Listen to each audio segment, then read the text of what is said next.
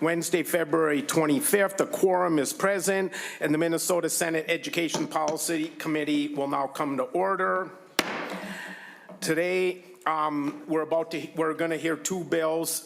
Senator Kunesh's Senate File 3611 and Senator Mann's Senate File 3803. Before we begin hearing today's hearings, we have an honored guest today, Minnesota's High School Counselor of the Year. It's the Counselors Day on the Hill, and I'd like to begin by recognizing Minnesota School Counselor Sidney Pyrus. But before we do that, I just want to again echo what in Senate policy this morning, Senator Kunesh heard a bill on the whole meeting was dedicated to school librarians and public schools. So I'd like to give her the opportunity to, if she'd like to say a few words after I'm done, because in case some of you weren't there this morning to hear what happened about books and all the wonderful things that go on in libraries. And what I said this morning, I'd like to repeat. So if any of you were there this morning, you can tune out for the next 2 minutes or so, because you don't need to hear this twice. But nonetheless, you're going to hear a lot from me this session about the 250th anniversary of our signing of our Declaration of Independence and the establishment of what I called the critical period from 1775 to 1791. So when Thomas Jefferson penned his masterpiece, the Declaration of Independence, he struggled with a certain passage, and the passage was life, liberty, and property. Those were what was passed down to Jefferson from John Locke, the philosopher. And he got to the word property, life, liberty, and property, and it didn't resonate with him. Something didn't sound right. He thought there should be something more to our existence than possessions and things and accumulation of items in the marketplace. And so he looked at that phrase property and crossed it out and replaced it with the pursuit of happiness. That there's more to our existence than just the things we own, that there's this pursuit of happiness. And what better place to pursue happiness than in our public libraries and our school libraries? And when the signing ended and Dr. Franklin walks out of Pennsylvania Independence Hall, and he was greeted by a bunch of fellow citizens who wanted to know what you guys sign. And then they said, how is this new government supposed to guarantee us the pursuit of happiness? And Franklin looked at the crowd and he said, this government's going to guarantee you the pursuit of happiness, my friends. You have to catch it. And that same reaction was this morning. Thank you, whoever you are. And so I want to remind everybody on Library Day that that's where generations of Americans have gone to pursue happiness. In whatever way, shape, or form, that all the books on the shelves and all those wonderful school librarians greeting them as they walk through the door, because the pursuit of happiness isn't about entertainment and enjoyment and euphoria. It's about enlightenment. And that's what we try to do in ed finance. That's what we try to do in ed policy. And that democracy dies in darkness. And the members of this committee on both education committees, and I shouldn't speak for the House, but the House's two education committees, that's what we're all about, is enlightening our children to live the best lives possible as Minnesotans and U.S. citizens. So Senator Kunesh, as a 25-year school media specialist and chair of ed finance, do you want to reiterate anything you brought up this morning?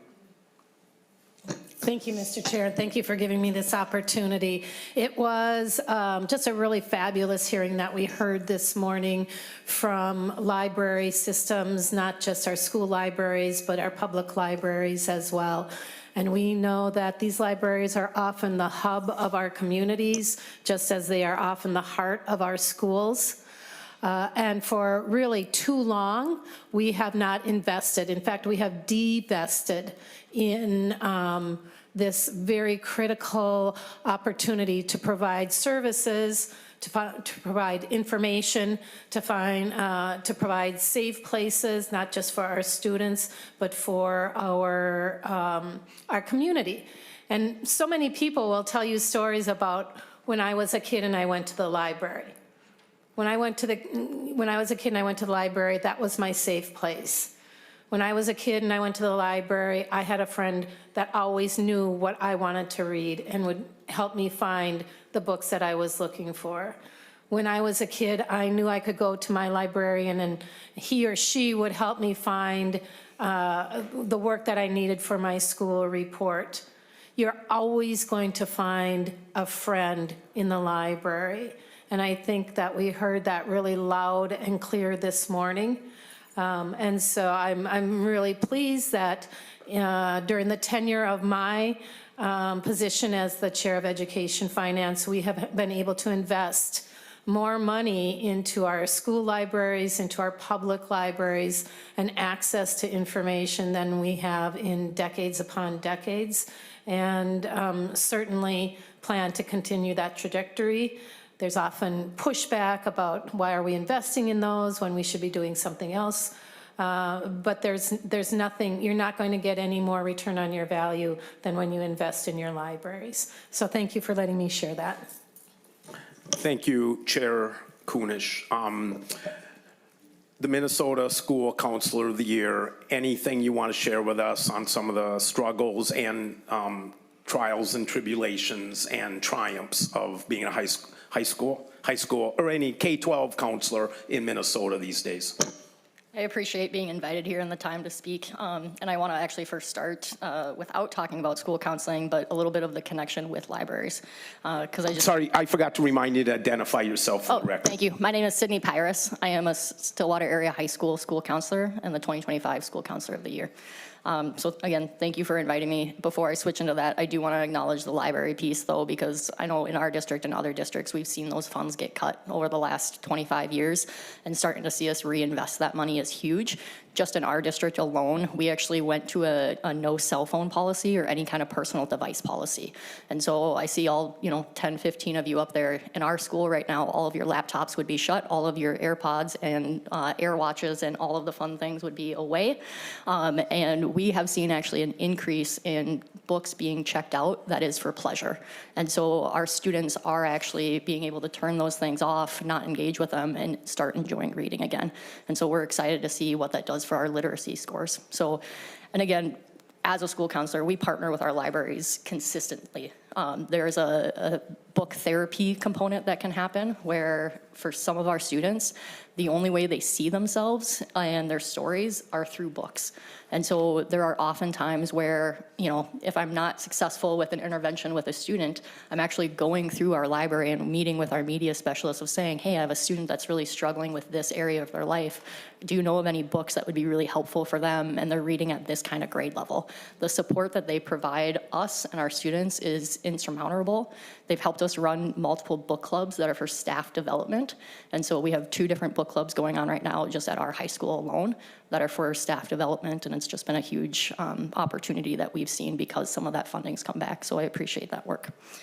As a school counselor, though, the role that we serve and why it's important to lay that out before acknowledging the award is that a lot of folks don't always know what we do. And that's not just here at the legislature, that can be out in the communities, it can be at our district level, and of course within administration and teaching as well. And so as a school counselor, we are your frontline staff that is helping students navigate some very complex situations, whether that is in our schools or whether that's out in the community or in their homes.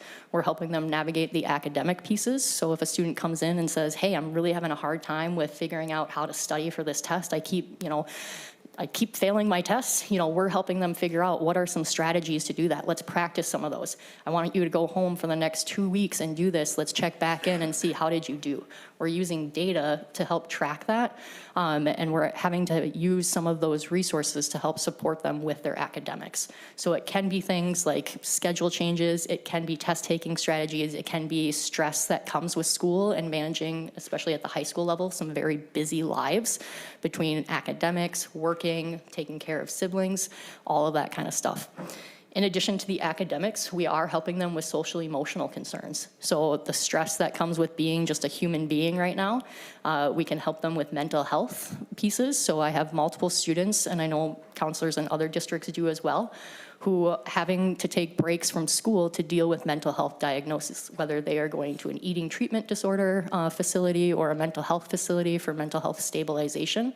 We are the front people that are helping coordinate that, bringing them back into school and hoping that that transition is smooth and that they are being able to then better plug into their academics. So there are social, emotional, mental health pieces that we assist with.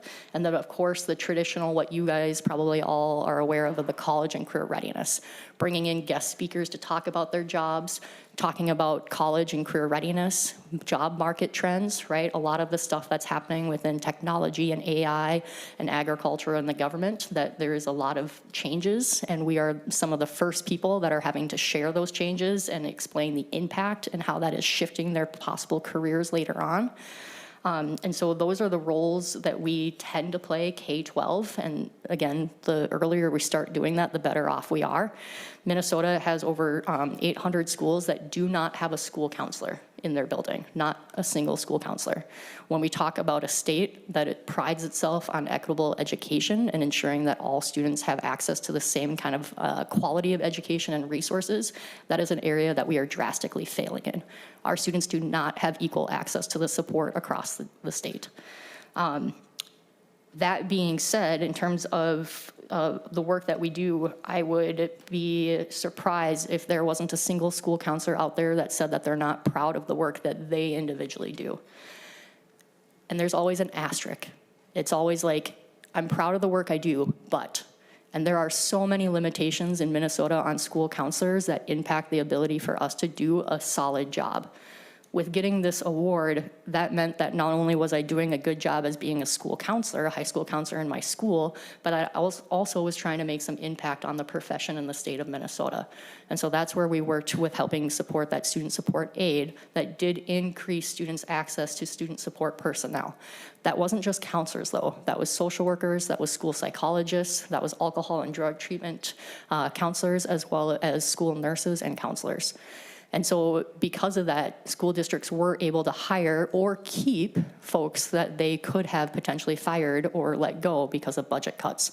So that was a huge piece of how this award was selected, I believe, for myself, and the impact that I'm having on, and that we are having on our state school counseling.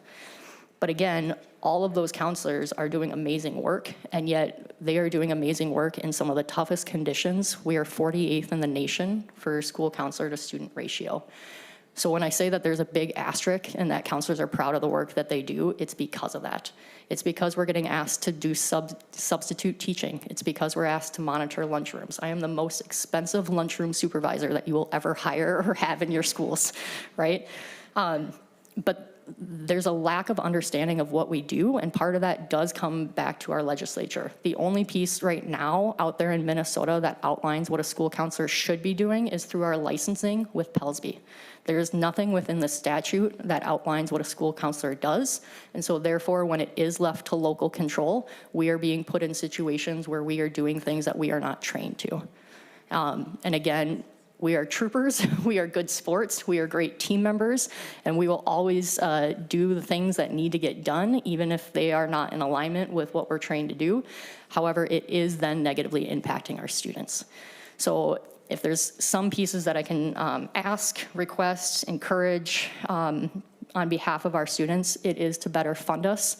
Right now, there's not a revenue source outside of the general education funding that is school counselors. So oftentimes, when districts are having to make some of the tough decisions that they are making right now with so many deficits happening, it is a lot easier to cut a school social worker or school counselor than it is to cut a classroom teacher. And that's partially due to the funding. So piece of it is we need additional funding for school counselors. That's not going to hit those bottom lines for the general education funding that are in districts. We need there to be clarification within state statute of what our role is, and so that we are able to do the job that we're trained to do instead of getting pulled in all these other directions. And we need people's support with that. And so those are just a couple of the pieces that I would ask for and encourage. Members, any questions or comments for Minnesota's Counselor of the Year? Oh, is that I have a question or, okay, Senator Kunesh. Again, thank you for being here, and thank you for the work that you do. You obviously stand out if they've decided that. When we look at what has happened over the last 2 to 3 months, how are school staff, and not just social workers and counselors, but the staff and the administration, what is the plan to help kids get back to normal? Is that being discussed? And I'm sure that every district or every community is going to address this differently depending on the impact of the ICE brutality. But in your experience and with the counselors that you've been speaking to, what would you suggest as a plan of action going forward? And in what way, other than allocating dollars to you all, which we would love to do, what are the next best steps? A lot of the counselors that I have spoken to, we are focusing on the basic needs. We know that when students come into our schools, when they're scared, they haven't had food, right? They don't know where they're going to sleep that night, that the ability for them to focus on their education is severely impacted. And I want to take a moment to even say that that would be the same for us as adults.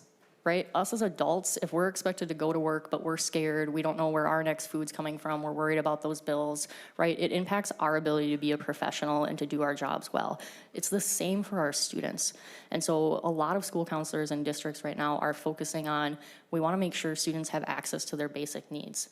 From there, we can focus on what we can control. And what we can control within our building is the safety pieces. We can control helping support them in their classrooms. We can control if they're having a hard time, that they do have people that they can access for support. The other piece that we're seeing a lot of is not just an impact on those students that it's directly impacting, but their friends and their peers. I can't tell you how many days go by that I don't have a student come in and say, hey, I haven't seen Emma this week, or I haven't seen Emily, or I haven't heard from them. Do you know if they're okay? So it's not just the students and their families that are impacted directly, but it is also their peers. It's our school communities. So I don't know if there's a great answer of a new normal. I don't know if there's been a normal in the last 5-6 years in education. We're in some very uncharted territories, but again, as schools, what we can focus on is what we have control over, and that is within our building. And there are people that I know in lots of schools right now that are helping organize those basic needs, that are running homework packets home, that are dropping those off, that are collecting them. And there's a lot of resources that are going in those areas, and it is having an impact on their education. And yeah, other than the funding pieces, other than giving us some creativeness, some additional funding, establishing some laws that help protect our students while they're in school, we're just, everyone's so overwhelmed right now, right? We're just trying to control what we can control and get through every single day and ensure that students are safe before we educate them. Thank you and congratulations. Senate File 3611, Senator Kunesh, whenever you're ready. Today, the intention is to send Senate File 3611 to the Committee on Judiciary and Public Safety. Senator Kunesh, would you like to, when you get ready, make a motion to move Senate File 3611 to be recommended to pass and referred to the Committee on Judiciary and Public Safety?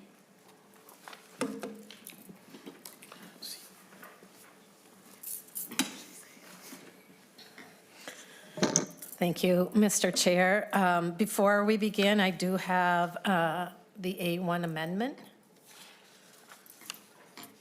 that you should all have in front of you. This is a delete all. Oh, Senator Bolden? I would request a roll call on the amendment, Mr. Chair. Roll call requested, roll call granted. On the A1 amendment? Okay. yep. The A1 amendment is a delete all and provides additional information or additional bill language. And so basically what the A1 does is expands what was heard in the Minnesota House the other day. And it's saying that school districts and charter schools cannot consent to federal, state, or local officials entering a school site for attempt to immigration enforcement unless the official has to provide, and they have to absolutely provide the school employee with a valid judicial warrant, and the school employees must request the federal, state, or local official to provide valid identification and grant entry only into the areas that are identified in that judicial warranty. And then if they are granted onto the, into the school, into the area, it has to be, they have to immediately notify the district superintendent or person with administrative control over the school. And they can also include a designated legal representative. And at the end of the day, it does not prohibit entry of federal, state, or local officials, but it does make sure that they are providing the appropriate legal documentation to enter the school building and its grounds. Thank you, Senator. Any questions or comments about the amendment? Senator Miller? Thank you, Mr. Chair. Senator Kunesh, can you summarize what the current state or federal law is? Can these federal officials enter schools today without this information? No, they cannot. Sorry, Senator. Or, excuse me, would you say your question again? Thank you, Mr. Chair. Senator Kunesh, I'm just wondering what current state and or federal law says regarding this, whether or not a federal, state, or local official can enter a school today without providing the documentation in this language in front of us. I believe not. I believe if they are going to if they are going to go into the school for immigration purposes, they have to go in with the proper legal documentation, and that has not been happening. So, Mr. Chair and Senator Kunesh, if that is current law, then why do we, I'm just asking the question, if that is current law, why do we need this? Are we just codifying that? What are we doing with this language in front of us? Senator McQuaid, I think, wants to chime in. Thank you, Mr. Chair. And, you know, Senator Miller, the reason for Senator Kunesh's bill is that up until January of last year, the federal government had its own policy that prohibited this kind of action within schools or sensitive places, daycare, schools, churches, hospitals. And so there was no need for the state to regulate this behavior. That policy was rescinded January of 2025. And now we have seen federal agents going into schools, going into daycares, going into hospitals without valid warrants. And so we find ourselves needing this for the very first time in, ICE's existence. Senator Miller? Okay. Senator Wiesenberg? Thank you, Mr. Chair. So do you, Senator Kunesh, do you have examples of where ICE has gone into schools? Mr. Chair, well, I can think of the example of Roosevelt High School in Minneapolis, where they came onto the property and immediately started to tackle and drag staff members and other members without a warrant, and started tear gassing the entire community that was trying to protect the students and the staff. In my community of Columbia Heights, there were numerous times where ICE would drive into the parking lot and try to stage from the school parking lot. There was an actual time where they pulled into the delivery area of the school And at no time, at any one of these times, did they ever produce or offer a legal, legitimate document. Thank you, Madam Chair, thank you, Senator Kunesh, and you're not a madam, but yes, thank you, Mr. Chair. Okay, thank you. I wasn't sure if there was people going into schools or daycares or the things, right? And to hit on Senator Miller's question, it sounds like it's already a law, so I just don't understand what this is for, so. Senator, If I might. okay, Senator Miller? Or, no, Senator Kunesh first, Okay. sorry. There was a law that said that they were not allowed, just as Senator McQuaid explained, that they were not allowed into these kind of sanctuary areas that were mentioned, and then it was rescinded. Just as this whole ICE surge, the Trump administration rescinded those protections, which then made it available. And let's just remember that these are agents, federal agents, who are going onto school land in vehicles that are not identified, that have questionable license plates, that have darkened windows. Sometimes they would have police lights on them to make it look like they were officials. And these individuals, the individuals themselves, oftentimes were wearing tactical gear that, has been said you can just buy it off the internet. There was no official badges or identification. Even when identification was requested, they just would ignore it. They did not have legal documents. In the beginning, they would kind of, throw around a piece of paper, and that was not a legal judicial warrant. So those are the sort of things that were happening, not only in my community, but in many others. And that's why we need this law to reinstate those protections. And we have two more comments by my colleagues, but maybe I'd like, after your two comments, I want to get to the testifiers because maybe they will answer some of your questions and concerns themselves. Senator Miller? Thank you, Mr. Chair. And just to be clear, I support the A1 amendment. And to me, if a federal, state, or local official is entering a school site, they should have to provide a warrant. They should have to share why they're being there. I personally have not heard or I don't know of any documented situations where federal, state, or local officials entered a school site. I'm not aware of that. If there are some, I would like to know what those are.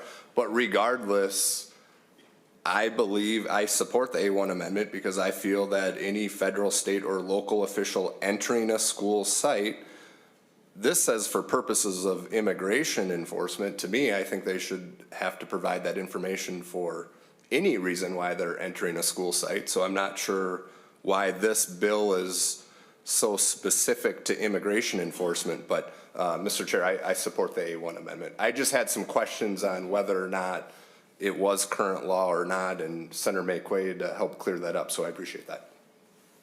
Senator Coleman? Thank you, Mr. Chair.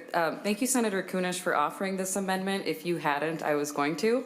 I think it makes sense to me. I was considering just everything that's happened in the last year. You absolutely need verification from people saying they're law enforcement these days, and it's really unfortunate. But if someone comes to, say, my son's school and says, I'm a federal agent, I would hope that they check for documentation and make sure they are who they say they are. And so this made sense to me. I don't necessarily know if we need the roll call. I'm happy to do it, but I appreciate you offering this amendment, and so I will be supporting it. Thank you. Thank you. Thank you. Ms. Otto will take roll call on the A1 amendment. Chair Swadzinski. Aye. Vice Chair McQuaid. Aye. Senator Abler. Yes. Senator Bolden. Aye. Senator Coleman. Aye. Senator Duckworth. Senator Hochschild. Aye. Senator Kunesh. Aye. Senator Mann. Aye. Senator Miller. Yes. Senator Wiesenberg.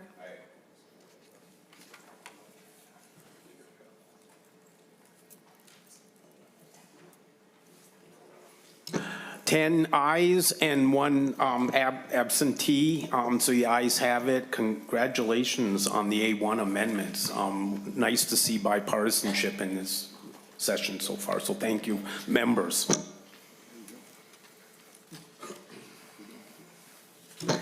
Okay, I see you have a number of testifiers, Senator testifiers. I will call you up in the order listed online and on the agenda. If all testifiers could grab a copy of the testifier sheet so you know in the line where you are. Please head to the front of the room and be prepared to come to the table. Please limit remarks to 2 minutes. When the timer goes off, wrap up with your final thoughts. Please, members, hold all questions and comments until the end if possible. If you have something specific for that testifier, we'll make that exception, but if we could hold our comments till the end, that'd be really wonderful. So with that said, first we have David Aaron and Kristen Sariello. On deck, we have Natasha Doctor and Mallory McVicker.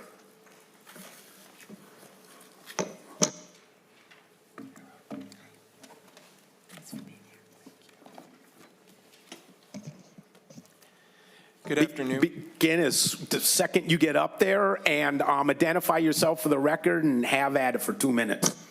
Good afternoon, Mr. Chair, members of the committee. My name is David Aaron, and I'm the General Counsel at Education Minnesota, and I'm speaking in support of Senate File 3611. Since 1993, as Senator McQuaid already pointed out, our federal government's immigration authorities followed what is known as the sensitive locations policy, which prohibited immigration enforcement activity at schools, hospitals, and places of worship, except in cases of public emergencies. On January 20th, 2025, the current president's very first day in office, the Department of Homeland Security abruptly revoked these long-standing protections with a one-page memorandum, directing officers to use, quote, common sense, unquote. The results of this reversal have been catastrophic for schools throughout the country, and nowhere more so than in Minnesota. It has led to the patrolling of schools and bus stops by armed, masked, and poorly trained agents who have used parking lots as staging grounds, used 5-year-old children as bait to arrest their parents, pepper sprayed high school students at dismissal time, arrested and detained 2 of our educator members, both of whom are U.S. citizens, and questioned teenage students about their immigration status at a school parking lot for no reason other than their skin color. By passing Senate File 3611, the legislature can establish a clear legal baseline for all school districts when immigration enforcement officials request to enter school grounds. The requirements in this bill will not hamper constitutional immigration enforcement operations, but they will provide clarity for our members in the many districts in this state where political pressure has intimidated school leaders from adopting clear policies on what to do if ICE shows up. Minnesota's educators have shown overwhelming bravery and resilience since this surge, and these guidelines will help them do their jobs in the coming months and years. Thank you. Good afternoon, Mr. Chair and committee members. My name is Kristen Cariello, and I am a social studies teacher at Columbia Heights High School. Since Operation Metro Surge began, there's been a monumental disruption to our student learning. As I'm sure you've heard, the most obvious impact of ICE presence in our community has been student attendance. Currently, about 1/4 of our school, about 300 students are staying home and completing coursework online. This is disproportionately affecting our Latino students, but African, Asian, and white students are also staying home. Their parents are afraid to have their children leave the house and come to school because of the presence of ICE agents in our communities and near our schools. For this reason and many more, we must protect schools as a safe place. Anytime there's ICE presence near our school, it causes a direct disruption to learning and safety. As Senator Kunesh mentioned, in January, an ICE SUV pulled into the loading dock at our school, My students huddled around the windows, overlooking the loading dock, filmed as administrators spoke with the agents outside. Eventually, the ICE agents left, but by the time the videos had been posted online, and rumors had spread that ICE was at the high school. Students were scared and confused. Parents were calling the school, worried about the safety of their children. So as a social studies teacher who has taught my students repeatedly that ICE agents are not allowed to enter private school property without a warrant, this security and our constitutional rights had been violated. ICE has been seen in our parking lots. They have pulled over our students. And I would like to share a story from 2 weeks ago, just the day before Tom Homan promised a drawdown of ICE agents on Thursday, February 12th.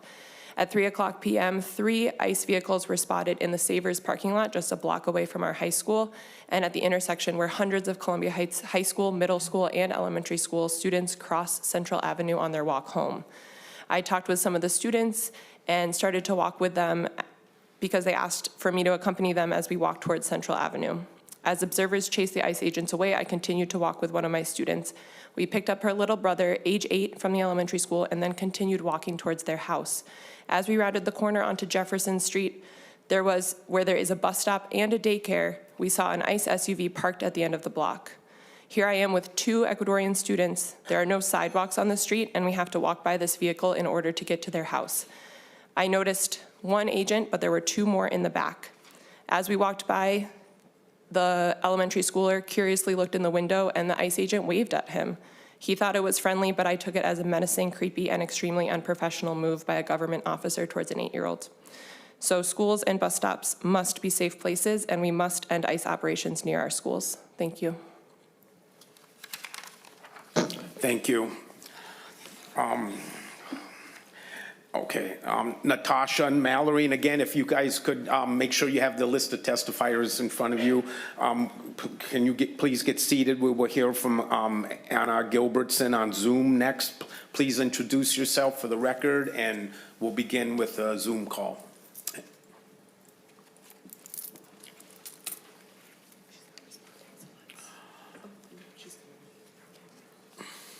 Thank you, Mr. Chair and members of the committee. Thank you for the opportunity to speak today. My name is Anna Gilbertson, and I am the membership chair for Education Minnesota Wilmer and an instructional coach at Wilmer Senior High. I'm reading these remarks on behalf of Tammy Knapper, Education Minnesota Wilmer Union President, Intermediate Organization Vice Chair, Education Minnesota Governing Board Member, and Special Education Coordinator at Wilmer Public Schools. These remarks are in support of Senate File 3611. Colleagues, I want to bring you into a school district in Greater Minnesota, Wilmer, where fear has been quietly reshaping daily life. We serve about 4,000 students. On a typical day, around 250 are absent. That's normal, winter illness, appointments, life. But in mid-January, when ICE activity increased in our region, normal disappeared. In just 1 week, absences didn't rise a little, they exploded. 790 students gone. Then 1,214. Over 1,000 kids missing school in a single day. The next week, the number stayed high, 512, 437, 500. Not because of a snowstorm, not because of COVID, because families were afraid to leave their homes. Afraid a parent might not be there when a child got off the bus. Afraid a routine traffic stop could separate a family. Afraid that even lawfully present neighbors, asylum seekers, TPS holders, people with work authorization could be questioned, detained, and left to find their own way home. Our superintendent didn't learn this from headlines. He heard it at the mosque. He heard it at a table in a local Mexican restaurant. Parents sharing fear and whispers, asking if school was still safe. We had a 19-year-old student taken into custody on January 12th. For days, her family didn't know where she was or if she was okay. She was released 5 days later on January 16th, but the damage was done. Classmates noticed, teachers noticed. The student is eligible to attend high school as an English learner whose formal education was interrupted under Minnesota education guidelines. And the fears spread beyond immigrant families. White families kept kids home too, not out of politics, but because no child should worry about seeing armed agents in a place that's supposed to be safe. We also heard reports of agents eating at a local restaurant, then returning later to make arrests. Workers at major employers were detained. ICE vehicles became a common sight. That kind of visibility changes how a whole community moves through its day.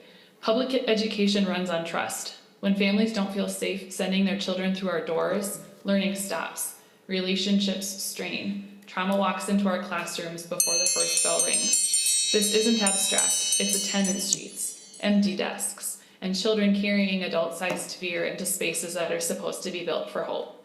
As educators and union members, our job doesn't stop at the classroom door. We must be the voice that says our schools are places of safety, dignity, and belonging for every child, no matter where they come from. Thank you for your time. Thank you. Natasha and Mallory, whenever you're ready. Good afternoon. Thank you, Chair and members. My name is Natasha Doctor, and I am a Minneapolis Public Schools social studies teacher and currently serve as the first vice president of the Minneapolis Federation of Educators.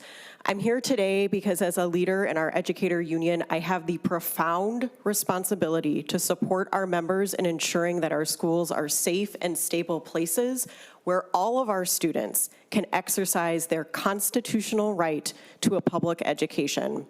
Unfortunately, in the last several months, we have seen federal immigration enforcement agents violate that safety. As the author mentioned, we had agents on Roosevelt School property deploying chemical irritants on students and educators during their dismissal process. Dismissal is a typical day-to-day routine that educators play a huge part in. And that day, federal immigration enforcement violated that safe environment. However, that instance was actually not surprising. The violence and dangerous tactics employed by immigration enforcement agencies is a daily reality across our state right now, and Roosevelt happened to be collateral damage. It led to loss of learning time in Minneapolis because we had to cancel school the following 2 days because the conditions in our city were unsafe for children to go to school, and many students remain at home. Because of the unsafe practices of immigration enforcement, educators are rising far above the call of duty, but we need your support. We are imploring you as elected representatives to find the courage to act this session and take steps to protect the safety and well-being of our most precious resource, our children. This includes passing the bill you're hearing today, Senate File 3611. I encourage you all to support it. Thank you. Chair and members, my name is Mallory McVicker. I've been a custodian in Edina for 2 years, and I'm a member of the bargaining team of my union, SEIU. My job is to maintain a safe and healthy learning environment. I take that seriously. Whether it's mopping up assorted bodily fluids, keeping kids from running on wet floors, or protecting our students from armed federal agents. Many folks in Edina think, it can't happen here, but for each one of them, we have at least one immigrant family or student of color who's scared. The fear is not limited to the kids. I've given rides to one of my coworkers because they didn't feel safe walking to work. They're worried about being profiled and kidnapped on the streets of Edina. During the school day, everyone is supposed to come and go from the office door, door 1. If someone goes to any of the other doors, they call the house phone. Custodians like me are the ones who pick up. We manage the maintenance doors. We accept deliveries at the loading dock. We get on the rest of the staff about blocking doors open. We also have to determine what counts as a warrant. My school district has a policy during the day. We're supposed to tell ICE agents to wait at the door, call our supervisor, who will call the superintendent and the district's lawyer. We're supposed to stand on the other side of a door from an armed federal agent and tell them to wait. I don't have a ton of faith in that plan. After school, the same policy is technically in place, but we don't have admin staff around. We would be waiting for them to get ready and get to the building from their home. The middle school where I work has a pool and an auditorium, and we're very busy after school.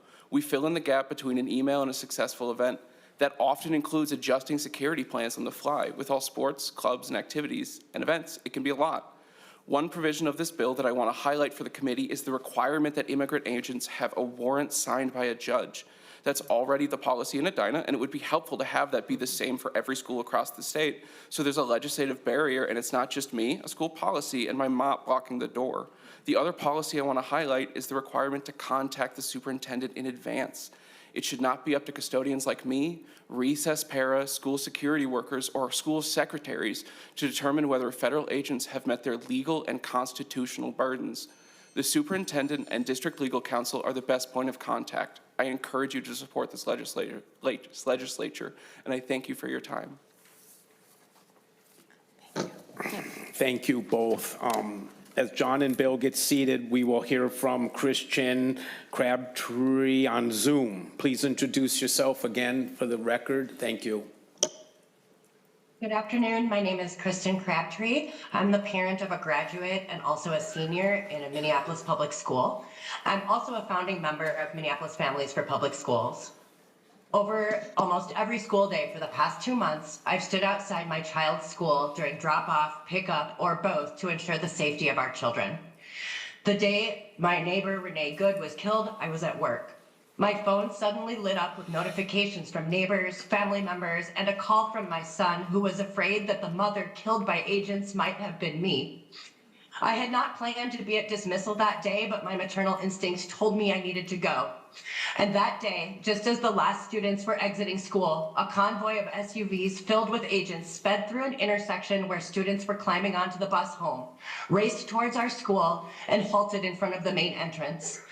I ran faster than I have in my life towards our kids and our educators to put my body between the violence and our children. The scene was chaotic. I could hear whistles and agents yelling. I saw masked men with giant guns, and in my mind, I visualized what had just happened to Renee Good only hours before. I was mere inches from Greg Bavino and looked into his eyes while standing on school property between him and our students, while more than a dozen militarized masked agents tackled teachers, aimed guns at our kids, and used chemical weapons on teachers and children who were only trying to go home. The agents used violence with impunity and demonstrated zero situational awareness. School is meant to be a safe place where kids can grow and learn. Children cannot learn in conditions of fear. My daughter has had panic attacks, struggled to sleep at night, and spent more time at vigils than planning for her senior prom. Many of her friends have experienced much worse. Our kids have seen their classrooms empty because it's unsafe for their friends to leave home. My daughter's high school has received multiple threats of violence. I cannot overstate the impact these actions have had upon the well-being and the development of our kids. Kids need safety, consistency, and structure. Kids deserve joy, connection, and community. It is incumbent upon us as adults to take our responsibility as their grown-ups seriously, and I encourage you to support SF 3611. Thank you.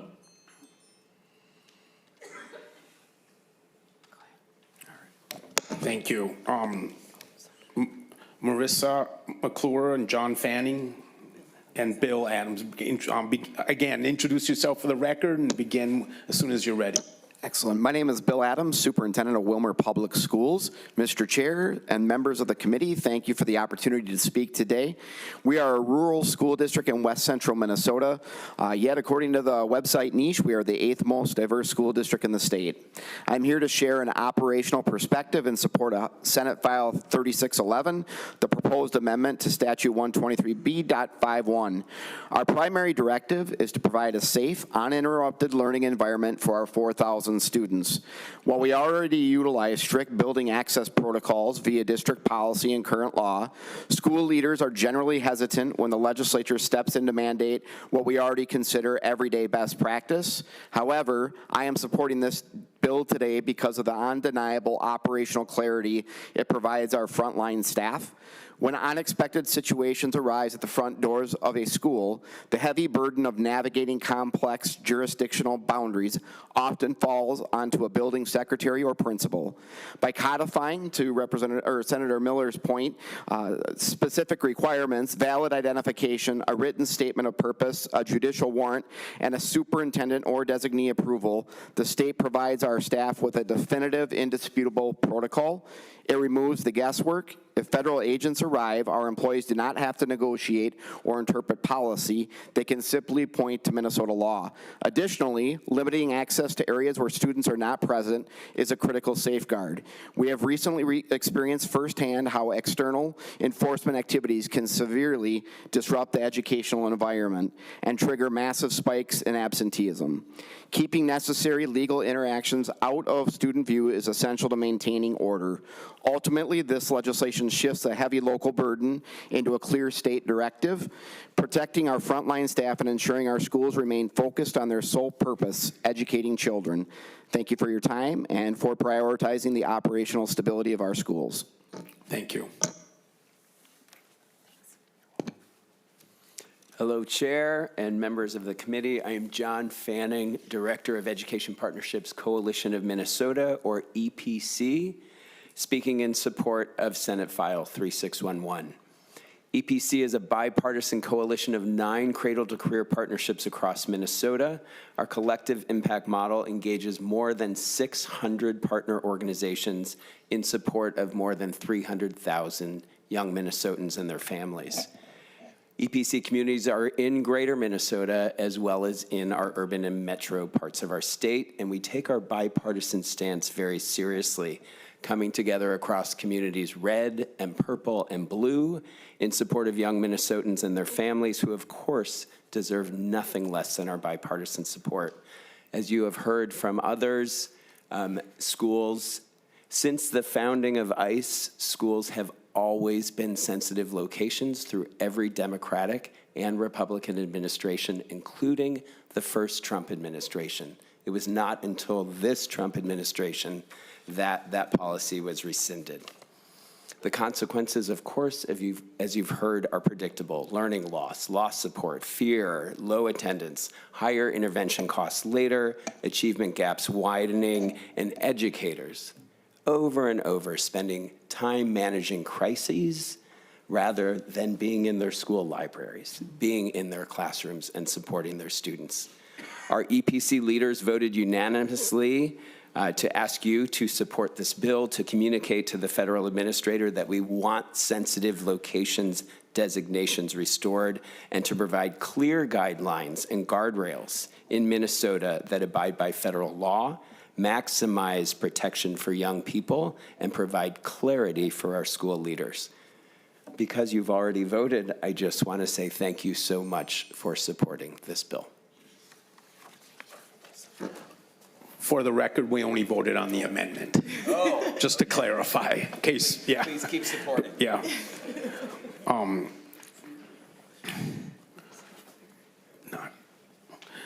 Thank you. On deck, we have Anna Miller and Kara Klinzing and Marissa McClure. Please introduce yourself and begin when you're ready. But hurry and be ready. Good afternoon, Mr. Chair and committee. My name is Marissa McClure. I'm an elementary school counselor within St. Paul Public Schools. I'm here to support the bill. My school has been significantly impacted by ICE enforcement actions, and I'm here today to speak about the urgent human cost affecting our students, families, and educators. In the middle of January, we had 210 students engage in virtual learning. That's about 40% of our student population. Behind that number are real children struggling with displacement and fear. One of my students' fathers was taken by ICE. For 15 days, we had no idea where she was, no idea if she'd ever see her father again. Our entire school community was in crisis. Thankfully, she has returned to our campus, but now she's living in foster care with no family here, separated from her father, grieving and attempting to learn. Our school has also transformed into a food distribution center. Twice weekly, we deliver food to families who are struggling to meet basic needs, a direct result of the economic and emotional devastation that ICE enforcement has created in our community. Through my work with the Minnesota School Counselor Association, we are hearing that school counselors in various areas across the state, like Willmar, Rochester, and St. Cloud, are experiencing similar things to what we are in Minneapolis and St. Paul. This is not a localized crisis, it's statewide. Our school counselors are overwhelmed. They provide trauma support, navigate foster care systems, and manage family crisis. We need resources, support, and policy. I urge this committee to take immediate action, fund school-based mental health services to address trauma, establish clear protections for undocumented students and families within school facilities, and partner with school districts to support school counselors working with immigrant families. Minnesota schools should be sanctuaries of learning and safety. We need your help to make that a reality. Thank you. Thank you. Next up.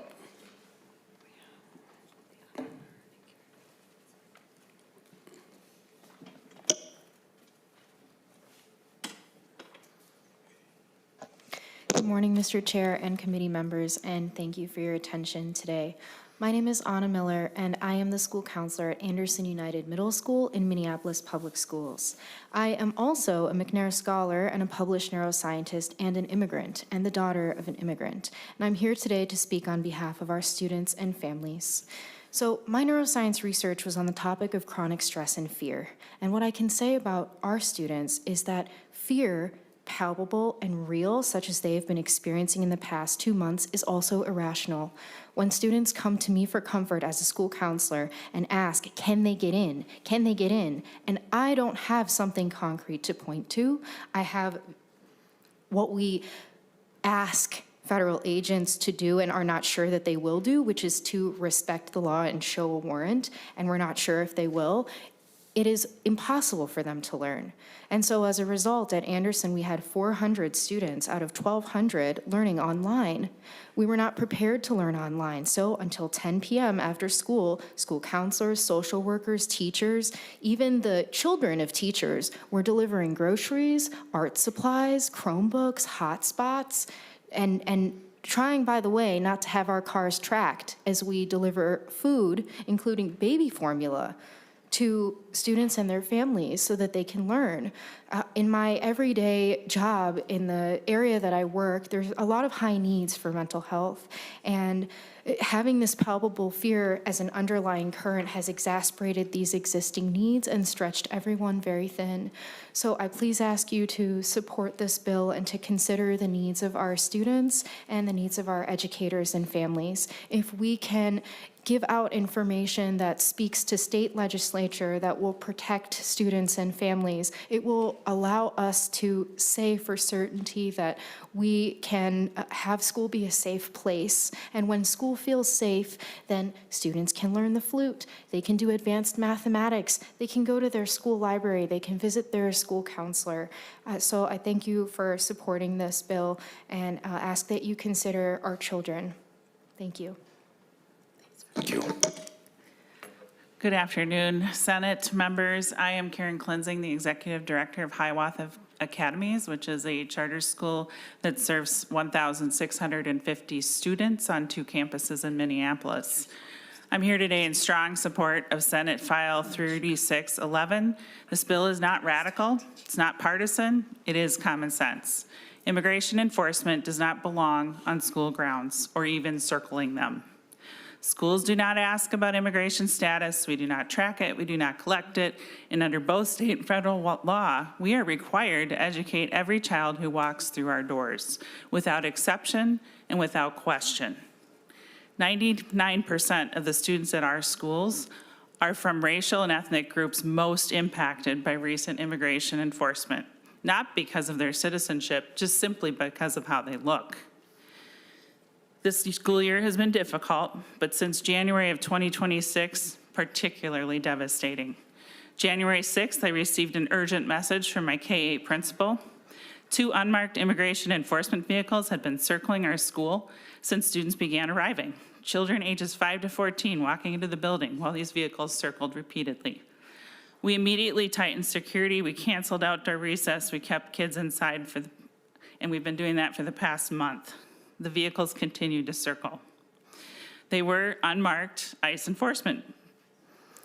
I'm still left asking, what was the purpose of that? Why did they need to do that? In the weeks that followed, 6 of our high school students were stopped on their way to or from school, 2 in our school parking lot. 4 were sent to immigration detention centers, all but 1 were under 18. All were in the United States legally. 3 were US citizens born in this country. Our school attendance dropped by 50% after these events, necessitating us to create an alternative learning program for those students who feared traveling to school. It's not hypothetical, this is our reality. We can all agree schools should be a safe space. Law enforcement has a role in ensuring safety in schools. In transcending partnership, it is possible to respect law enforcement and value communities, while also recognizing that schools are not the place for immigration enforcement activity. School leaders respect the law and judicial warrants, but it has not been my experience that immigration enforcement brings the proper judicial paperwork when entering school buildings or school grounds in order to enforce immigration law. They don't engage in the targeted immigration enforcement. These tactics that they're using are disrupting learning, traumatizing children. Our students were not stopped for criminal behavior. They were stopped because of how they look or the ethnicity associated with a last name on a vehicle registration. When citizens, especially young citizens, have their civil liberties questioned in a school parking lot, it erodes trust in government. It teaches children that democracy is selective. That is not the lesson Minnesota schools or American schools should be sending. Schools should not be political or law enforcement battlegrounds. They're places of safety, stability, and opportunity. An educated citizenry strengthens America. Fear undermines it. Senate File 3611 simply affirms that schools should remain spaces for learning, not arenas for immigration enforcement, and I urge you to vote in support of it. Thank you. Thank you. Last up, we have Joy Sinian, Alexandria Fitzsimmons, and Lisa Zaragoza. Begin as soon as you get up there, and thank you. And as soon as these three are done, members will, Senator Kunesh will entertain your questions and comments. Thank you, Chair Swazinski and members of the committee. Thank you for the opportunity to testify today. My name is Joey Chenyan. I serve as Executive Director of the Minnesota Association of Charter Schools. I'm here representing chartered public schools across Minnesota who are operating in sustained emergency mode due to the immigration enforcement surge of the last 3 months. My organization, along with school leaders, parents, and community members, has testified in multiple hearings about the impacts we're seeing in schools. We are here again today because this emergency is ongoing, its impacts are profound and will be long-lasting, and we support common sense efforts to protect students in schools now and into the future. To be clear, this is not a partisan issue. In conversations we're having across both sides of the aisle, there is consistent agreement that protecting student safety and learning is a shared top priority, and that schools must remain protected spaces for students. The bills before you would formally establish protected status for students and school campuses, making clear that schools are places of learning, not sites of immigration enforcement activity. I cannot think of a more bipartisan American principle than protecting schools as safe spaces for children, grounded in long-standing constitutional protections and court precedent. We all want our schools to thrive and our students to be safe. Right now, that balance has been disrupted. Minnesota's Constitution has placed an affirmative duty on the state to provide a general and uniform system of public education for every child. That constitutional commitment recognizes education not as a privilege, but as a civic right. And that duty cannot be fully met unless schools are safe, accessible, and free from coercion, intimidation, and fear. The Supreme Court recognized that denying education would irreversibly injure children, create a permanent underclass, and ultimately harm society as a whole. That principle remains as relevant today as it was then. There's not enough time to fully describe what schools have endured, but I'll offer a snapshot. Since enforcement operations escalated, schools have reported immigration enforcement vehicles circling buildings, arrests occurring in neighborhoods where children walk to school, community members detained just outside of school grounds, buses stop, agents at bus stops, staff detained on their way to work and ask for proof of citizenship, minors approached on school grounds, and some detained without their parents and families transferred out of state. I'll wrap up. Regardless of immigration status, many families are afraid to leave their homes and many parents are keeping children home. Academic progress is being disrupted in real time, reversing hard-won post-pandemic gains. The consequences of this moment will be long-lasting, and our students and our schools need your action. Staff are operating under sustained strain. Students are experiencing growing psychological trauma. Trust in institutions are eroding. The long-term consequences will include learning loss, mental health impacts, widening achievement gaps, and destabilized school communities. We are asking for stability, clarity, flexibility, and support. Thank you for your action today. Thank you. Now. Good afternoon, Mr. Chair and members of the Education Committee. My name is Alexandra Fitzsimmons, and I'm the Senior Policy Director with Children's Defense Fund Minnesota. Thank you for hearing these two critical child well-being bills today, Senate File 3611 and Senate File 3803, and thank you to Senator Kunesh and Senator Mann for being steadfast champions for our children. My testimony will focus primarily on the Safe Schools bill, but I will briefly address Senate File 38032. As you've already heard today, since the 1990s, under administrations of both parties, federal immigration authorities have generally treated schools as sensitive locations and exercised restraint to avoid disrupting children's access to education. In 2011, ICE authorities formally issued guidance directing officers to avoid enforcement actions in schools, churches, and hospitals because children's access to education and essential services was too important to disrupt. When those protections were rescinded in January 2025, families throughout Minnesota experienced renewed fear and uncertainty about whether school would remain safe for their children, and that fear matters. We have witnessed painfully what happens when immigration enforcement becomes active in children's spaces. Attendance drops. Children become withdrawn and distracted. Parents are afraid to walk their children to the bus stops or attend school events. We heard that today from the people closest to our young students, teachers, staff, and administrators, who see how quickly a child's sense of safety can unravel. In Minnesota, nearly 1 in 5 children lives with at least one immigrant parent, and more than 90% of these dear children are U.S. citizens. These children are in our classrooms today. Research on toxic stress tells us that persistent fear of family separation or instability disrupts healthy brain development and is linked to anxiety, difficulty concentrating, sleep disruption, and long-term health consequences. Ensuring schools are safe from ICE presence protects not only children during the school day, but parents' trust that school is a safe place to send their children, especially when other spaces may feel uncertain or unsafe. Children's Defense Fund Minnesota submitted an amicus brief on behalf of Minnesota children in the recent ICE surge matter, State v. Nome, because children's developmental needs and constitutional protections must be part of any analysis assessing harm. Children's well-being cannot be an afterthought. Both of these bills recognize something fundamental. School belongs to children. They exist to nurture learning, stability, and belonging. They are not enforcement zones. They are places of possibility and hope for all Minnesota children. And today you have the opportunity to make that not just a principle, but a promise. Thank you. Thank you. Last but not least, good afternoon. My name is Lisa Sass Zaragoza. I live in South Minneapolis in Senate District 63. I have 3 children in the K through 12 public schools.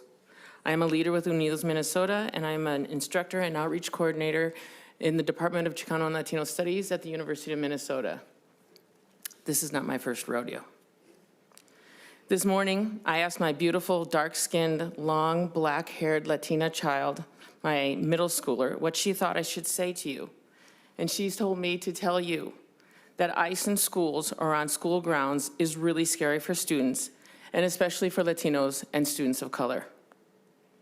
That just like it's so terrible for kids to have to worry if their parents will be home when they get there, that it's really, really terrible for kids in schools to be afraid that they might be taken and not know where they'll be sent.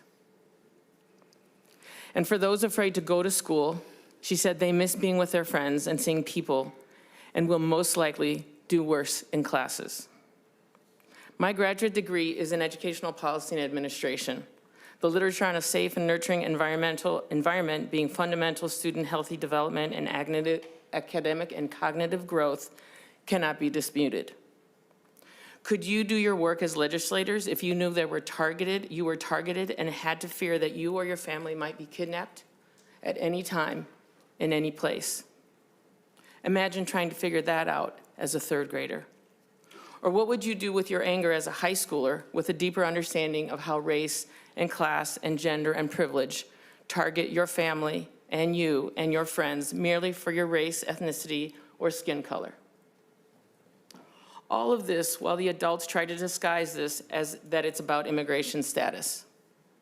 How many undocumented white Canadians have been at the crosshairs of ICE's targets? Referring to opening comments by our esteemed chair, are we guaranteeing all of our children the pursuit of happiness? According to UNESCO, a teacher is a professional educator who helps students acquire knowledge, competence, or virtue. Where is there any virtue in terrorizing students and families or denying education already fought through the courts and guaranteed in Plyler versus Doe? You are charged with guiding our schools and teachers to support all of our students, not just some. Do my kids not count? Are brown and black students not worthy? I strongly encourage you to forward Senate File 6311 and Senate File 3803. Thank you. Thank you, testifiers. Members, any questions, comments, follow-ups? Senator Bolden? Thank you, Mr. Chair. First, I would request a roll call on final passage of the bill. And secondly, I just want to say thank you, Senator Kunesh, for bringing this bill. And thank you to all the testifiers who came to speak to us today. I especially appreciate the last testifier bringing in the words of your daughter. It is kids who we should be listening to, and so I appreciate that perspective. I also am remembering back to last week when we heard from the 2025 Teacher of the Year, and she said that fear is the enemy of learning. And there are a whole lot of kids afraid right now in our schools, and it shouldn't be that way. Schools should be a safe place so kids can learn, and this gets us a little bit closer to that, hopefully. So thank you. Thank you. Senator McQuaid? Thank you, Mr. Chair, and thank you, Senator Kunesh, for bringing this bill, and to every testifier who came, whether it's this committee or Education Finance Committee. It is indescribable how much pain and fear and trauma has been inflicted on our communities, but onto our children.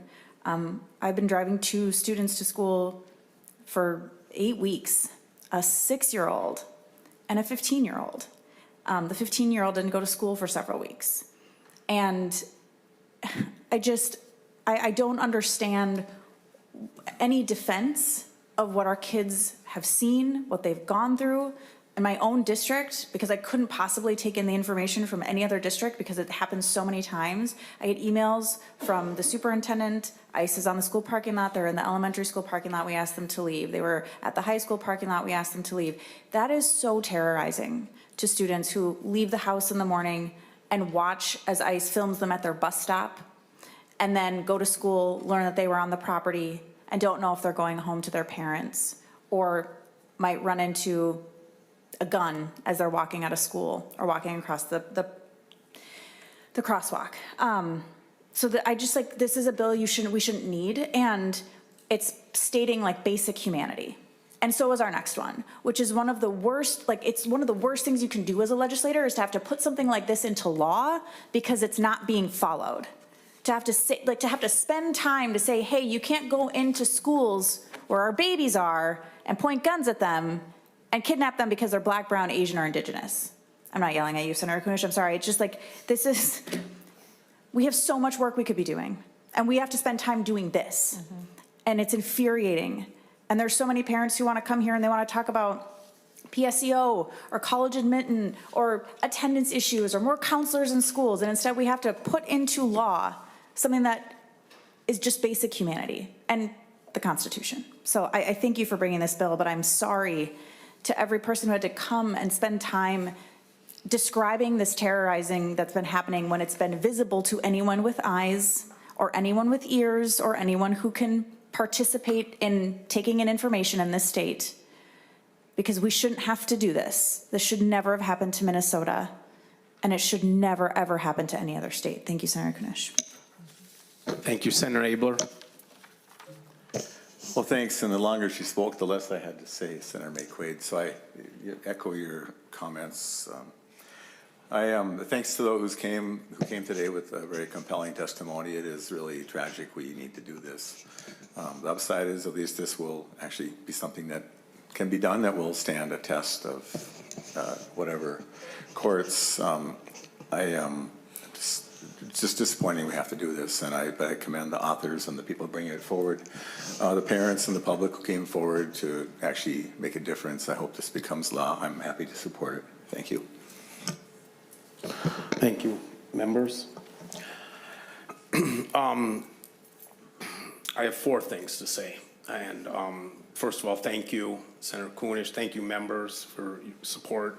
That doesn't count as one of my 4. I was listening to the custodian speak, and it really resonated with me that they felt that they needed a law degree in order to do their job. And my heart went out to you, and so a sincere apology for what you're going through in your district as a custodian. The final speaker said something to the effect, well, I don't remember exactly what you said, but what I heard, what happened in my head as you said it was, members on this committee unfortunately know firsthand of the terror of being targeted. And we experienced that, members of this committee experienced it last June. So some of us can empathize with what the children are feeling.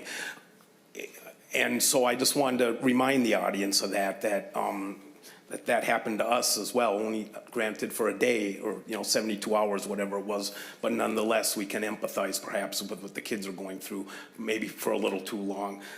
Thirdly, Supreme Court has clearly ruled on the Senator Mann's bill next and Senator Kunesh in Plyer versus Plyer and the Tinker court case. Tinker court case from the 60s that said students and teachers do not shed their constitutional rights at the schoolhouse gate. And then the Plyer decision more recently. I don't know where I'm at. Thirdly, I had the distinct honor of standing alongside President Bush as he introduced No Child Left Behind. No Child Left Behind. If you're listening, President Bush, please reach out to me because I'd love to know if you intended for there to be a comma after no child, comma, an exception for this child, comma, so on and so forth. Or did you mean all children, that no child should be left behind? And lastly, I was asked to say what I said in Finance Committee when we heard similar bills last week. Unless it was this committee, I apologize. But it was Norman FDR about 1939, 1940 had to come up as he was poised to convince the American people that we're facing some pretty starch terror in the world right now. And he reminded the American people that our democracy was founded on 4 fundamental principles. Freedom of speech. Thank you for all of you testifying today. Freedom of worship, freedom of speech, and lastly, freedom from want, and then lastly, freedom from fear. That's what I heard a lot of you testifiers talk about today, especially the students. And when Senator Kunesh had her hearing, that our kids are fearful. And that a third of our kids aren't showing up, that a quarter of our kids aren't showing up, and that half of our kids aren't showing up because they're scared to go to school. What more important job do we as members of Ed Finance and Ed Policy have than that? And when Norman Rockwell heard that speech by FDR defining the 4 fundamental freedoms of a democracy, he painted his masterpieces. And the best one to see is his freedom from fear. And it shows a young couple tucking in their 2 children into bed. And I wish if he was alive today, he would do a freedom from fear for us today, of a teacher or a counselor or a custodian standing in front of an empty classroom. Thank you, Senator Kunesh. Final comments, or do we take roll call first? What did I just say? Senator Kunesh, final comments. Sorry if I got a little long-winded, but finding out that our kids are scared to go to school, it's a tough one. Thank you, Senator Kunesh, and Senator Mann for your bills that's coming up next. Thank you, Mr. Chair, and I think we've heard it all, but I just want to remind, and it sounds like we're all in agreement here, all of us legislators, of our responsibility to keep our children safe, safe from unidentified people coming into our buildings to do whatever it is that they decide they need to do because they haven't brought us the appropriate legal permission or papers. And so I know as a teacher of 25 years and you and others behind us, we have dedicated our life to protecting children, to improving their lives, their minds, trying to make sure that they have not only a safe place to come and food to eat in their bellies, but also that they are free from the kind of violence that we are seeing out on our streets today. And so, members, I would ask you to please vote affirmative for Senate File 3611. Ms. Otto will take the roll. Chair Swadzinski. Yes. Vice Chair Mayquade. Aye. Senator Abler. Yes. Senator Bolden. Aye. Senator Coleman. Aye. Senator Duckworth.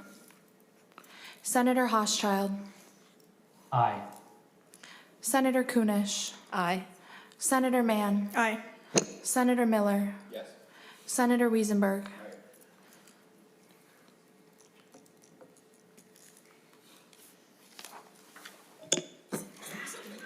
It's the same as last time, 10 ayes and 1 absent. This bill, as amended, has been moved to the Committee on Judiciary and Public Safety. Thank you, everybody in the audience, and thank you, members. Senator Mann. Next up is Senate File 3803. Welcome to the committee. Today, the intention is to send Senate File 3803 to the Committee on Judiciary and Public Safety. Senator Mann, would you like to make a motion to move Senate File 3803 to be recommended to pass and refer to the Committee on Judiciary and Public Safety? I would. So moved. Senator Mann, I understand you have the A2 amendment. I do, Mr. Chair. A2 removes civil penalties portions of the bill. We are intending this bill to keep kids safe, not to punish our schools. It also fixes a drafting error, removing SROs from the definition of law enforcement agent. Any questions about the A2 amendment or comments? All those in favor of adopting the A2 amendment, please say aye. Aye. Any opposed? Seeing none, the amendment is adopted. Senator Mann, to your bill. Thank you, Mr. Chair. Senate File 3803 will codify Plyer versus Doe at the state level, and it will decrease the chilling effects of having ICE in our communities and near our schools. We are seeing that Plyer versus Doe alone is not enough to mitigate the chilling effects that are keeping kids from coming to school. So today in Minnesota in 2026, we have some classrooms we have heard that have up to 50% of their kids missing. In 1982, the Supreme Court established in Plyer versus Doe that denying undocumented children access to a free public education violated the 14th Amendment, Equal Right Protection Clause, and affirmed that all children are entitled to an education. When we think about what's best for society and the greater good of every single person who lives within America's borders, this makes perfect sense. Denying education to innocent children who have no control over their immigration status creates a permanent underclass of uneducated people, which would impose significant long-term costs on society, including lower rates of literacy, higher rates of unemployment, and higher rates of crime.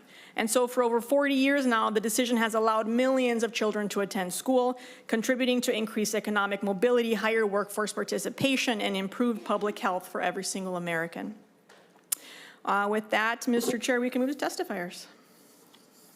Thank you, Senator Mann. Just want to remind the testifiers what you've said it, 2 minutes, you'll hear the buzzer go off. Appreciate as close as you can to stick into that.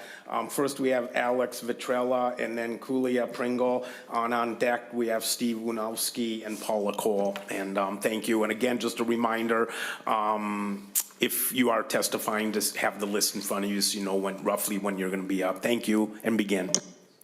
Good afternoon, Chair Swazinski and committee members.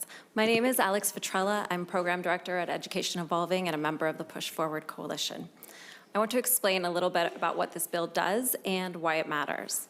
You all have spent the last week and the last bit that we heard from previous testimony hearing from educators, students, and administrators as to the impacts of immigration enforcement on our state schools. I want to be clear that this bill is not a referendum on federal immigration policy. This is a bill about the sanctity of our schools as places of learning. So what's in this bill? The very first part, as Senator Mann just explained, affirms Plyer versus Doe. This is a ruling that states that all students have a right to a free public education regardless of immigration status. But this bill importantly hinges on that constitutional right but it goes further to expressly prohibit the denial of education based on real or perceived status of a child's family. And it prohibits threats or actual sharing of a student or their family's real or perceived immigration status by school officials. This bill importantly requires schools to develop procedures and policies for how they will react to immigration enforcement activity on school grounds based on the requirements placed in this bill. This bill sets that minimum standards for all schools to be able to follow. We've seen over the last few months how schools and districts have scrambled to put policies and procedures in place. Large metro districts that you all have heard from have general counsels and support to create these policies. But smaller rural districts and charter schools are left to scramble and are much less resourced. Again, you all have heard testimony from school leaders and educators who are beyond exhausted, families who are terrified regardless of actual immigration status. This committee has worked hard to address absenteeism, mental health, literacy over the years. Districts are reporting, as we've heard, high absentee rates due to fear. If students and families cannot be reassured that schools are places where they will be safe, students and families will pay the price first, but our state will suffer in the long run. Minnesota schools and families and students need to hear from you. They need assurance from our state that schools are safe and that schools need to know that they are following clear state law so they can get back to the most important jobs there are, learning and teaching. Thank you, Chair and members of the committee. My name is Kulia Pringle, and I'm the Executive Director of Stand Up Minnesota Parents United and a member of the Push Forward Coalition. I am also an immigrant and from the island of Antigua and Barbuda. I'm actually only from Antigua, but it's 2 islands. And I'm a direct beneficiary of protections established under Plyler v. Doe. Because of that decision, I was able to attend public schools without fear, without interrogation, and without my family's safety being questioned. That access changed my life. But today, too many families in Minnesota do not feel that same sense of safety. I work closely with families across our state, and I want to acknowledge something important. Some school districts are already doing the right thing. They have thoughtful policies, clear procedures, and strong leadership committed to protecting students. The problem is that those protections are not consistent statewide. A child's right to feel safe at schools should not depend on their zip code. Families should not have to guess which districts will protect them and which will not. This bill creates clear consistency and accountability for families and for districts. And I want to be clear, this issue does not only affect immigrant families. When immigrant children are afraid to come to school, their classmates are affected. Many of the children experiencing fear, anxiety, and instability are U.S. citizens, siblings, friends, and neighbors who are carrying that stress into classrooms every day. Right now, student mental health concerns are at an all-time high. Educators are working hard to address literacy gaps and chronic absenteeism. Those efforts are in serious jeopardy when fear keeps students home. If children aren't in school, they can't learn to read. If families don't trust schools, attendance drops. And when attendance drops, everyone pays the price. This bill makes it clear that schools are places of learning, not immigration enforcement. It protects student privacy, prevents intimidation, and ensures districts are not disclosing actual or perceived immigration status. It allows educators to focus on teaching students and students to focus on learning. Federal law establishes the right, but state law ensures the right can actually be exercised safely. Minnesota has the opportunity to lead with clarity and courage and to say unequivocally, we value all students and all means all. I urge you all to support this bill. Thank you. Thank you. Steve Yanowski and Paula Cole. On deck, we have Adol Shuni and Simon. Good to see you all. Steve Yanowski, Superintendent, Ridgefield Public Schools, and I'm here to ask you to vote yes for Senate File 3803. And I'm going to basically throw out everything I had to say because I just want to share and start with, I'm proud to be a Minnesotan today. Having seen these same speeches go down at the House in a 7-7 split and people who couldn't agree, You all are showing everybody in the state of Minnesota how you can actually stand together, stand up for our children, and stand up for our families, and it makes me proud. So I'm having to change what I say, because you all are showing all, and that's what public education is all about. Public education, we educate all. And for us, all means all, and we just don't ask. So what I'm going to ask you to do is protect us from having to ask. Protect us from having to find out things we don't know, don't care about, and we're not in this business for. We educate Democrats, Republicans, and independents. We don't know who they are, and we don't care because our job is to educate them. We educate citizens, we educate immigrants, and we don't know their documentation, and frankly, we don't care. We are in the business of children.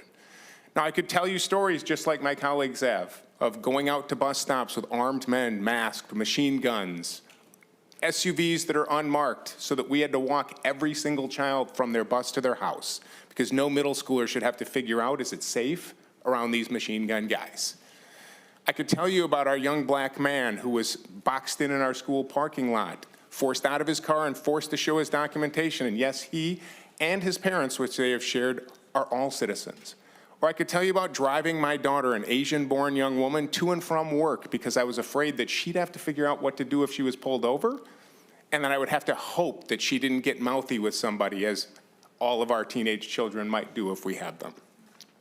So I also want to acknowledge that there is a federal case, Planner v. Doe, that covers this, but we also have seen and heard stories that the federal government might interpret things different than Minnesota might. And so we have to stand up in Minnesota for who we are and make sure that we are voting for things like 3803 and standing up for all meaning all. So thank you. Hello, everyone. Thank you, Mr. Chair, members of the committee, Senator Mann, for the opportunity to testify. I am Paula Cole. I'm the Executive Director of Educators for Excellence Minnesota. I am a member of the Minnesota Push Forward Minnesota Coalition, and I also work with Dr. Yudowski in Richfield. I'm a school board member of 10 years there.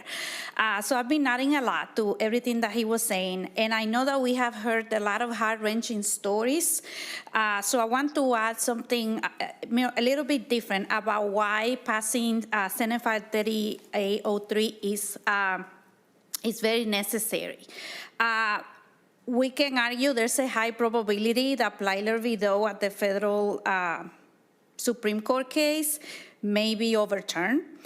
Whether that happens or not is not under our control, but what we can control is how Minnesota as a state prepares just in case that were to happen, so that we know that immediately our undocumented students are protected, their right to be in schools is ensured, and to avoid the devastating family, community, learning consequences, not just for those students, but for all students, and this is why.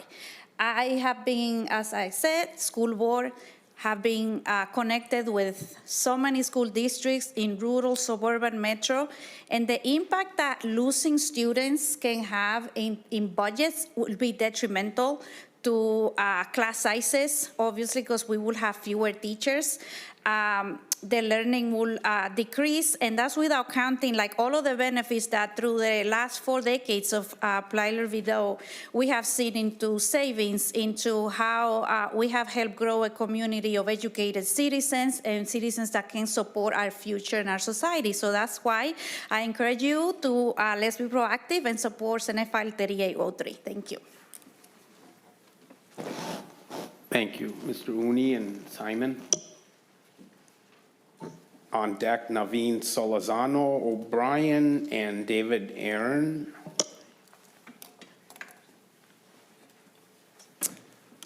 Okay.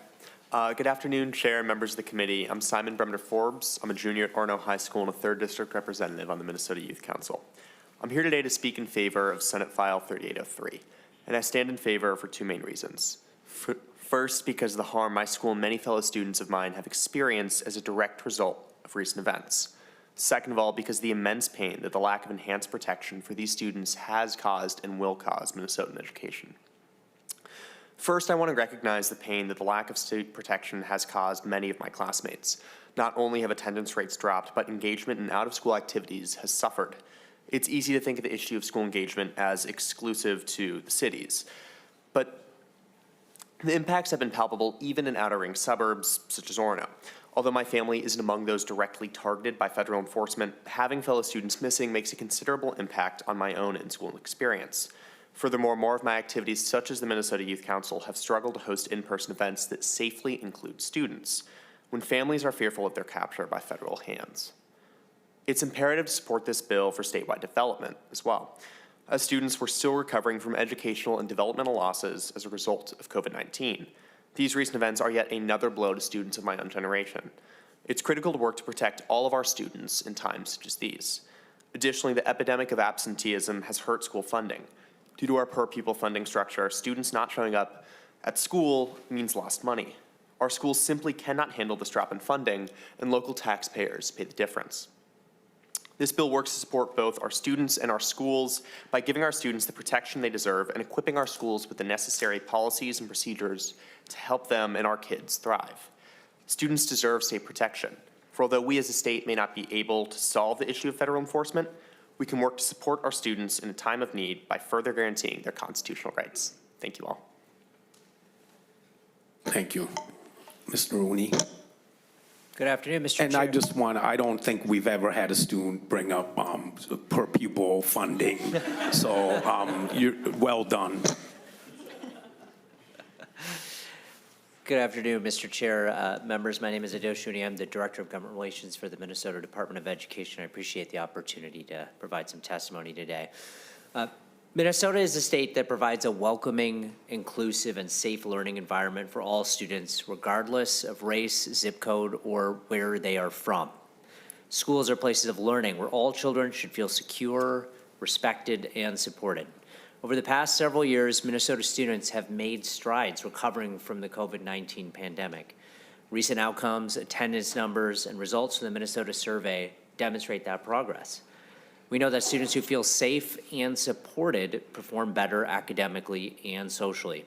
However, so much of this progress has been disrupted by recent federal enforcement actions that have targeted our state, our communities, and ultimately our learning environments. When these enforcement activities impact our school environments, the consequences are profound. Fear undermines students' ability to learn, erodes trust, and destabilizes entire communities. When students experience anxiety about immigration enforcement, attendance drops, mental health suffers, and achievement gaps widen. These outcomes harm not only individual students, but also the broader educational mission of our state. The corrosive effect of federal enforcement actions on our students, families, and school communities is tragic and unacceptable. I also want to highlight the Attorney General's opinion from last year that reaffirms that Minnesota is committed to providing all children with access to free public education, protecting student privacy, and maintaining school environments that are conducive to learning, inclusivity, and growth. In addition to clarifying schools' roles and duties in this context, the guidance encourages schools to proactively and regularly communicate with their students and families about policies that foster an inclusive, welcoming, and safe learning environment. These actions reassure families that schools are doing everything within their power to protect students and maintain environments conducive to learning. An inclusive and welcoming school environment fosters trust between families and educators, encourages parental engagement, and ensures that every child, regardless of race, zip code, or where they are from, can focus on learning rather than fear and uncertainty. Again, I appreciate the opportunity to provide these comments today. Thank you both.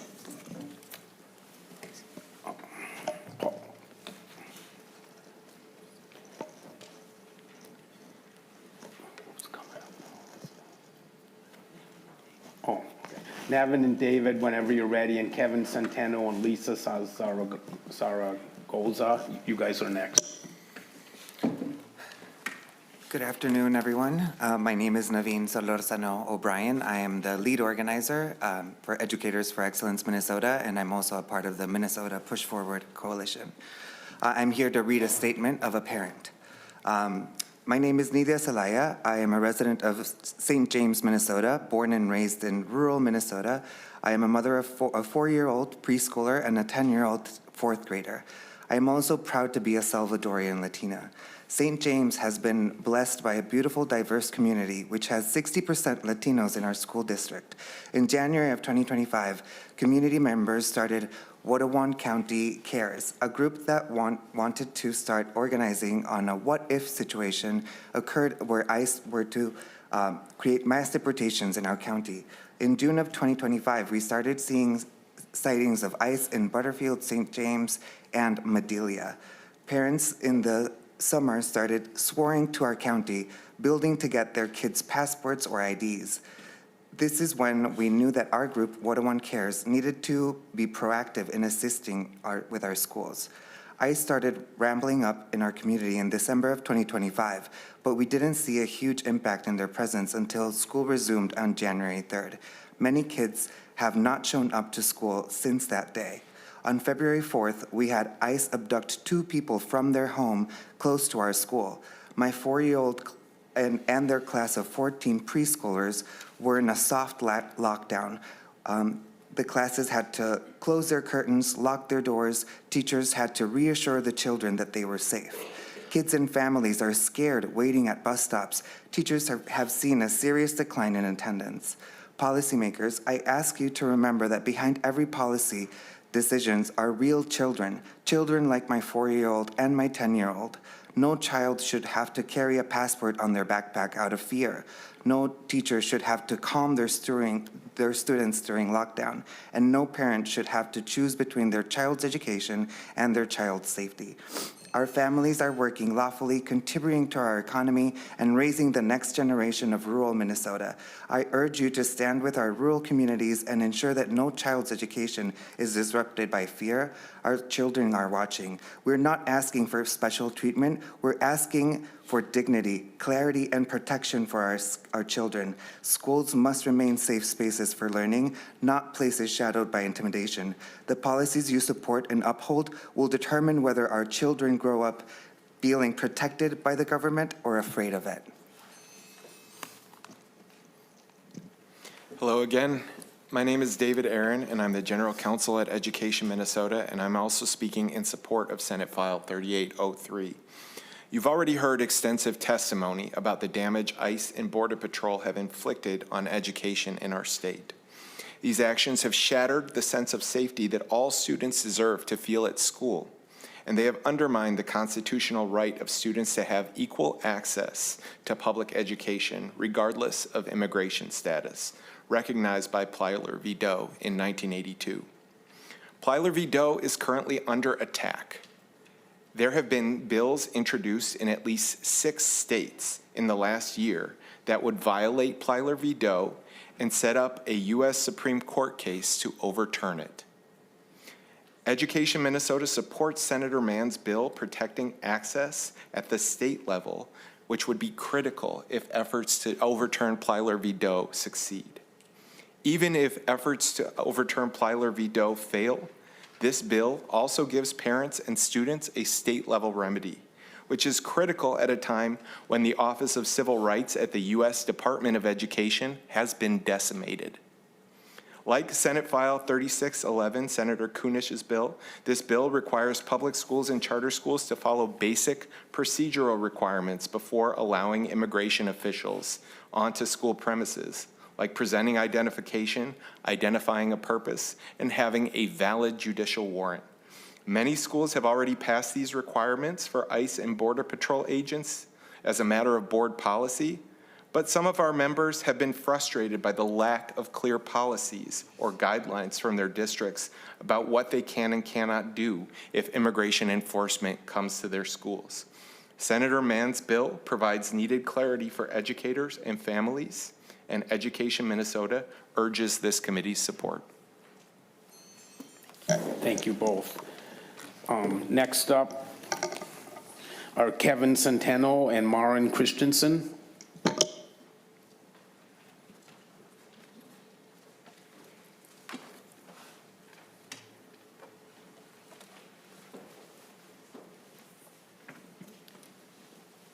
All right.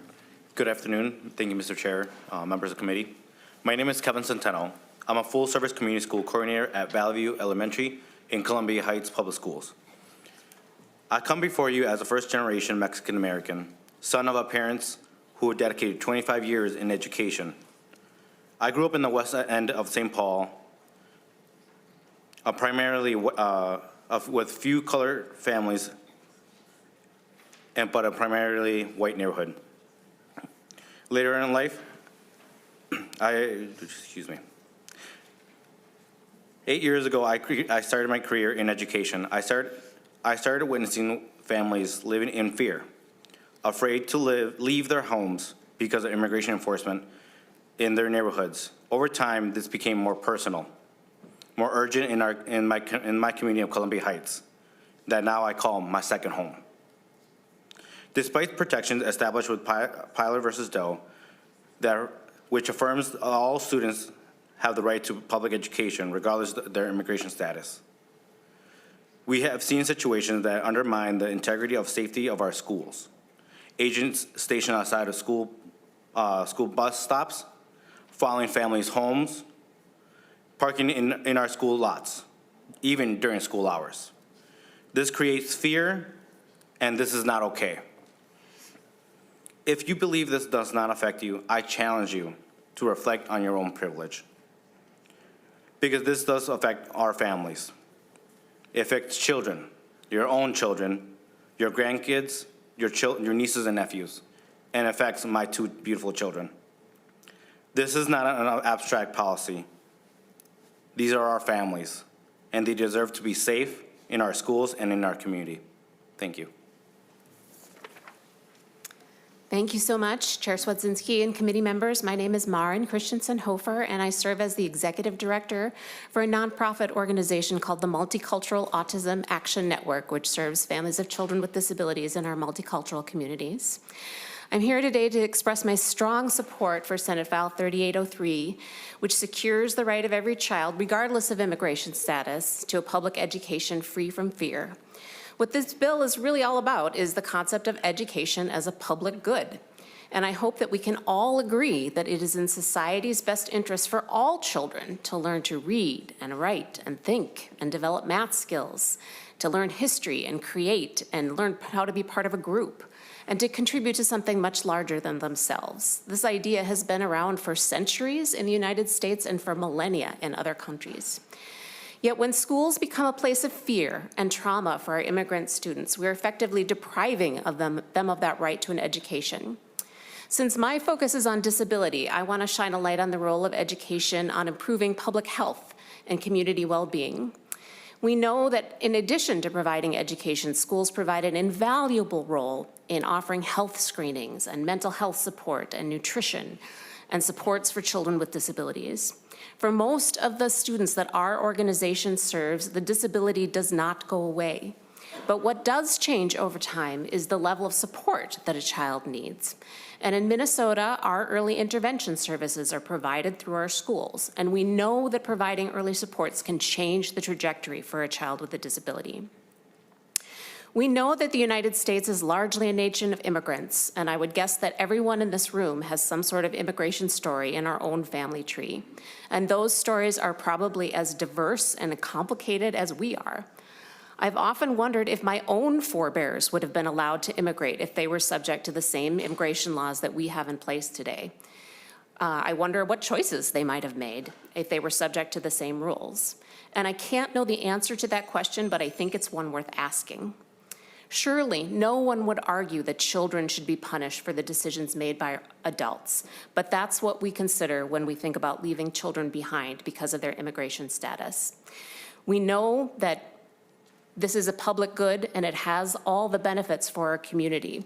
So if we're thinking about a situation where we cannot support every child getting an education, we're basically depriving them of the same rights that were given to us. Thank you. Thank you both. The last two testifiers are online. Stacy Bartlett, you're first, and then Natalia Benjamin is next. And then members, we will hear from you.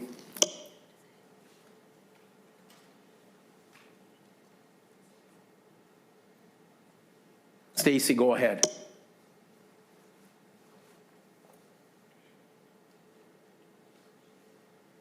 Hi, I'm Stacy Bartlett, and I'm from Stillwater Area Schools, and I'm speaking in favor of SF 3803.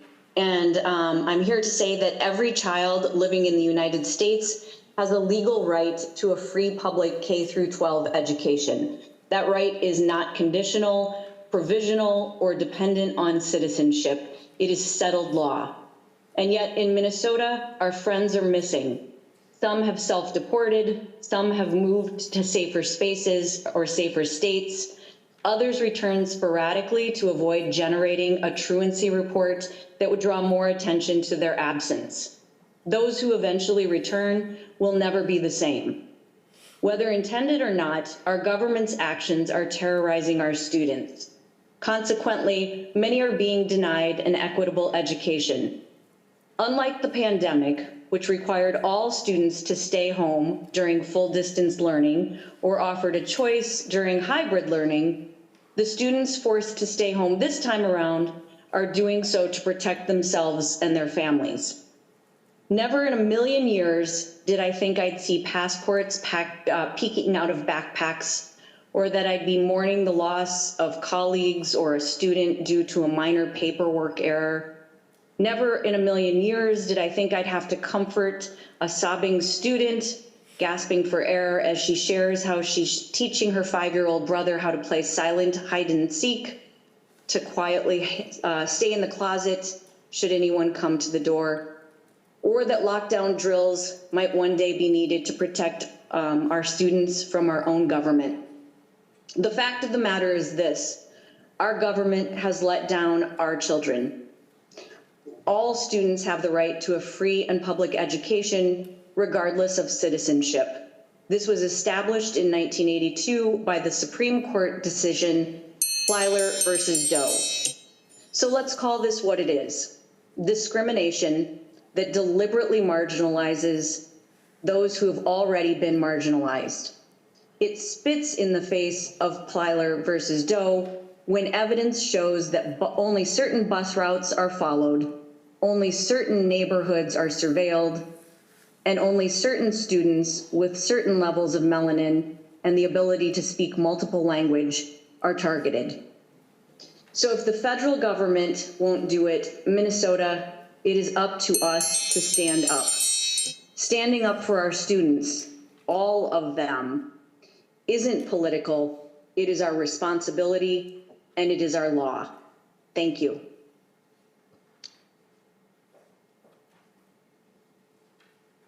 Natalia, go ahead.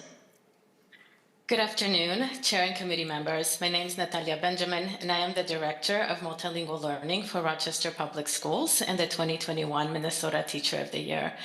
I urge you to support Senate File 3803 to ensure every child has the right to a safe and stable education.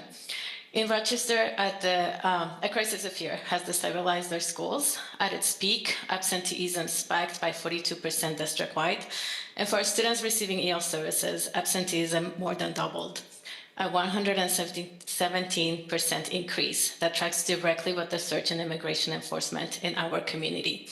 This impact is most severe among specific populations, specific Latina and American Indian students. We held a parent meeting, and the questions that we heard from our parents and the messages were heartbreaking. The questions were, will my child be safe at the bus stop? How can I move my child to online learning so that they can be safe? Who's supporting my child with mental health while we live in constant fear? We couldn't really talk about curriculum and so forth. Our educators are now being asked to support students who are living in fear and whose families are suffering unimaginable strains. They're faced with students sharing family members have been kidnapped and taken, parents asking if their student school records will be used as a tool that immigration agents can use against them. Senate File 3803 addresses these fears by establishing clear rules for enforcement on school grounds and codifying student privacy. It gives us the legal tool to look a parent in the eye and say, your child and your information is safe with us in our public schools. The instability in the community has strained our district. Families have scrambled to move online schooling so that they can feel safe, and we must rapidly shift staff and resources to keep up. These shifts impact all of our staff as we work through all the logistics necessary for changes. And beyond the moral cost and the heaviness that our staff have to deal with, there is also an economic one. Stable education for these students is a $1 trillion investment in our future national workforce. Senate File 3803 codifies the truth we already know. A child's country of birth should never determine the right to a safe classroom. So for the stability for our public schools, Rochester Public Schools, and the future of Minnesota, I urge you to vote yes. Thank you. Thank you to all the testifiers today. Members, questions, comments, anything? Senator Bolden? Thank you, Mr. Chair. I request a roll call on final passage. Call requested, roll call granted. Senator Kunesh? Thank you for bringing this forward, Senator Mann. And I think it's absolutely imperative that we codify this in law. In our Education Finance Committee, we've heard rhetoric and hateful speech against our immigrant students with the insinuation that they are stealing the money from all of our other students. And when that suggestion is that we don't have the responsibility to educate and protect and invest in every single student in Minnesota is in question and creates a sense of pitting those children against those other children. It is absolutely imperative that we are clear and concise, and this law is going to make sure that when there is those kind of hate speeches going on out there, that we're able to back it up with legalese. Thank you. Thank you. Senator McQuaid? Thank you, Mr. Chair, and thank you, Senator Mann, for bringing this bill. You know, I think it's worth jumping off of what Senator Kunesh said, because the hateful remarks that we've heard in education finance are actually rooted in a very concerted effort in this country to overturn Plyler v. Doe. That is, there are states that are working to pass the antithesis of what we have in front of us today in order to challenge that Supreme Court decision and hopefully have it overturned for them. And so this will be all the more important to have in law. Additionally, on April 1st of this year, the Supreme Court is going to hear the challenge to the birthright citizenship, which means we could create a generation of stateless children in this country who, for lack of being born before the year of 2025, have no country. And in our state, in Minnesota, we can say to those parents, we can say to those students, you matter, you belong here, even if the federal government won't recognize you, we do. And so this bill is important today, but I have a feeling in a year from now, 2 years from now, it's going to be all the more important, and I'm glad you had the foresight to bring it now.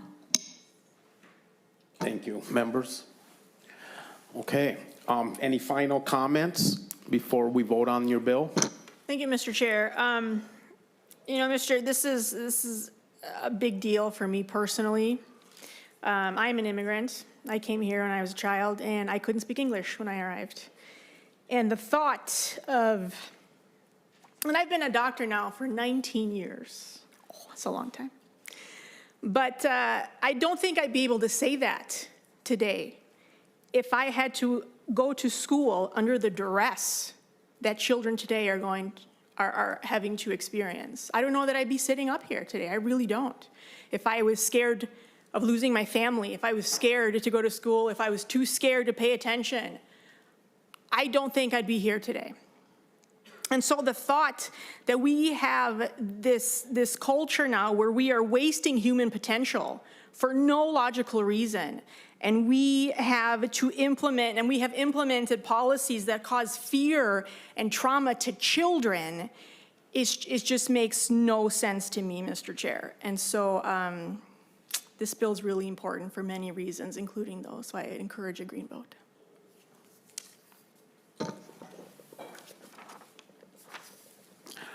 Thank you to both bill authors today. Very courageous bills that both of you brought forward for the benefit, not just of our students, but our country. So thank you both. Ms. Otto will take the roll. Chair Swedzinski. Yes. Vice Chair McQuaid. Aye. Senator Abler. Respectfully, no. Senator Bolden. Aye. Senator Coleman. No. Senator Duckworth. Senator Hochschild. Aye. Senator Kunesh. Aye. Senator Mann. Aye. Senator Miller. Senator Wiesenberg.